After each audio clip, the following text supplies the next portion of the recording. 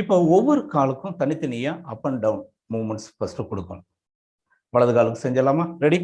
1. கால் இப்படி இழுத்துறக்கூடாது. கணுக்கால் அதே இடத்துல இருக்கணும். முட்டியை மட்டும் மேல உயர்த்தி கீழே சக்கு சக்குன்னு பயங்கரமா அடிக்கணும். ஃபோர்ஸோட தாங்குற அளவுக்கு செய்ய முடியணும். நம்மளால எவ்வளவு செய்ய முடியுதோ செய்யலாம். பின்புறம் இருக்கிற அந்த சயாட்டிகா என்கிற தொடை நரம்பு சுருங்கி விரிந்து இரத்த ஓட்டம் அதிகரிக்க வேண்டும். 1, 2, 3, 4, 5. ரிலாக்ஸ். ஆப்போசிட். அடுத்த கால். 1, 2, 3, 4, 5. ரிலாக்ஸ்.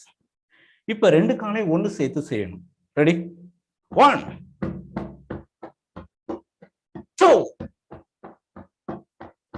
3, 4, 5. ரிலாக்ஸ். காலை தளர்த்திக்கணும். தளர்த்தியாச்சா? ஜிக்ஜாக். ஒரு கால் மேல ஒரு கால் கீழே மாத்தி ரெண்டையும் செய்யணும். ஃபைனலா ரெடி? 1, 2, 3, 4,